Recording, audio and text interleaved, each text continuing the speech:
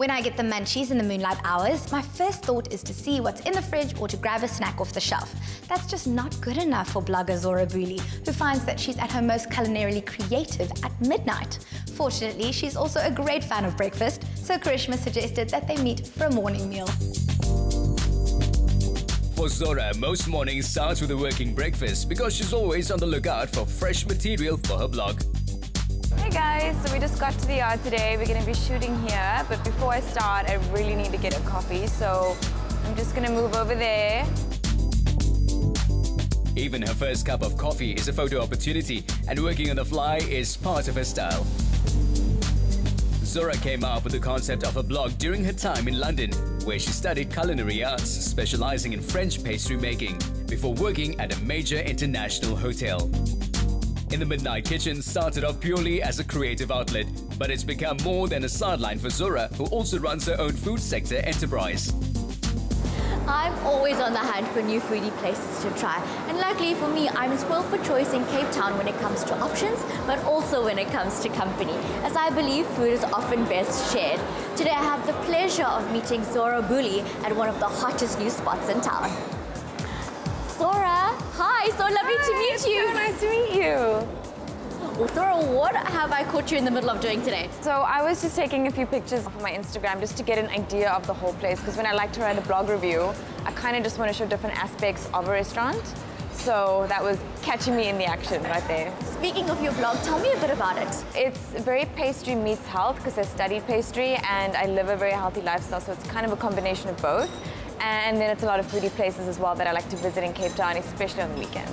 Now I have to ask, tell me about the name. I love it. Where did it come from? So the name is basically me just being really hungry at midnight. I used to have really long days in London while I was studying and working. So at midnight I would be starving. So I was just up all the time. Now you've invited me to join you at the yard. What do you love so much about it? I really love the food, especially being a foodie. I love trying new places in Cape Town, and it's a perfect marriage between Western culture food and Indian culture, so your palate is just having a mind-blowing time. And the owner, Mr. Singh, has really curated a really perfect menu. And speaking of, you really, really need to meet him. He's amazing. I would love that. Hi, Mr. Singh. Hi. I want to introduce you to my friend Carishma. Carishma, this is Mr. Singh. He's the Lovely owner to meet you. Nice to meet you too. Welcome to the yard. I'm just going to go finish taking some pictures, and I'll leave you guys to it for now. Okay? Mrs. Singh, tell me, how did the concept of the yard come about? We've been looking at Cape Town to do a world cuisine restaurant. When the silo was offered to us, we said, you know what, there's nothing better than this place, because you get tourists, you get locals, it's an African art museum, and the whole new focus of the tourism was here. So we leave the kitchen open, and then so people can have a look and be part of the whole theatre which we have created here. So this is a very popular dinner side of the business, and where people like to come spend a nice evening. We got banquets here. You know, it's quite private. You don't see each other, and we get a lot of families who just want to be on their own. A lot of couples who want to be on their own. So these are our retail section, where we create everything on our own, from pottery to clothing, to match what we stand for. But you know, the yard is all about food. So we prepared some phenomenal Indian breakfast for you. We'd really like you to come and taste some. That's music to my ears. I'd love to. Let's go. Excellent. Let's do that.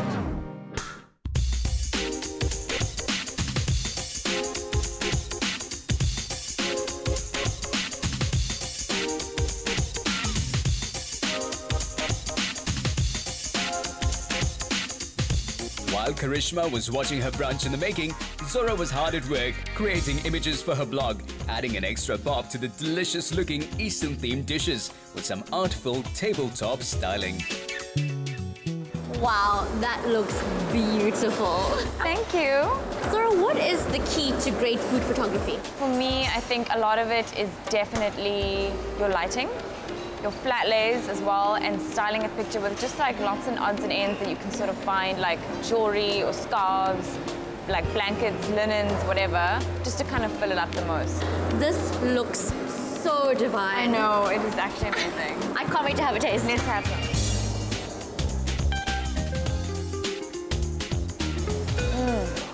So good. Now, we know when you love cooking, but what do you love cooking the most? I love an array of different kinds of foods. I'm never ever stuck to one thing, like just pastry or just health. And of late, I've been trying to challenge myself and learn how to cook Asian food. What are some of the biggest trends at the moment? At the moment, we're seeing a lot of, obviously, vegan food, but also very colorful food. So people are adding lots of different vegetables, flowers, fruits to their meals to sort of spice it up a little bit. Also, I don't know if you've ever noticed a watermelon cake. It's a real thing. People love doing these little fads. What are some of your favorite ingredients to cook with? Right now, I am loving cinnamon, vanilla pods, not extract, and citrus flavors because they're very seasonal at the moment, so oranges and lemons.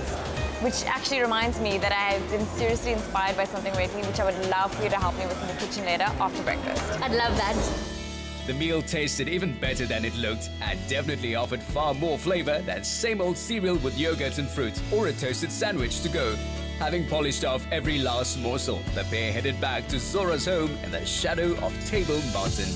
So I've been wanting to try this recipe for the longest time now. That is my favorite ingredients: vanilla, cinnamon, and citrus.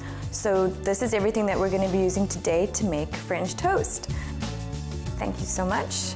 So I just like to give it a quick whisk, but everything obviously has to be emulsified really well.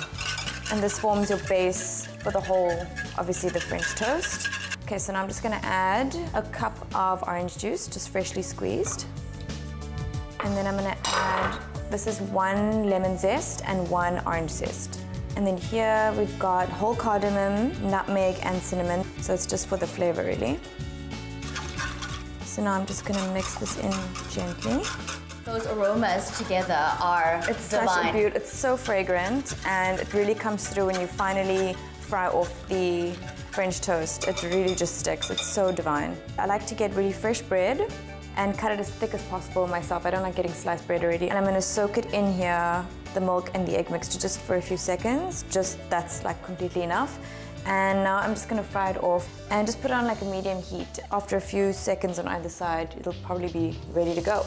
And something I like to do just now and again, if you're looking for different ideas, just to grate maybe some cheese on top, which is really nice, or even add some nuts and berries to it to give it a bit of like a fruity French toast twist. So I'm just gonna flip it really quickly and just check the side, and you're looking for like a golden brown look, and you obviously eventually smell the citrus coming through, which is really, really great. And we're done with this one. Can you please cut a banana for me just into small little rounds, and then I'm gonna fry off the rest of the French toast.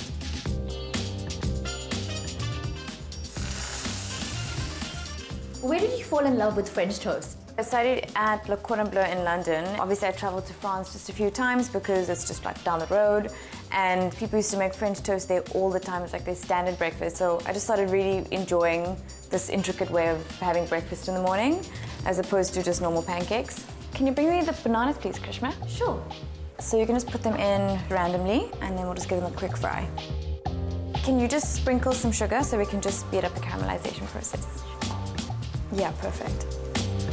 Okay, so our bananas are ready, and you can take the French toast. So I'm just gonna sprinkle the bananas on just all over the place. I'm gonna add a bit of these beautiful pistachios. That looks pretty good. And now, for the best part. A little bit of maple syrup. So can I eat this now? No, not before I Instagram it. Oh, this looks amazing. It's a French toast tower.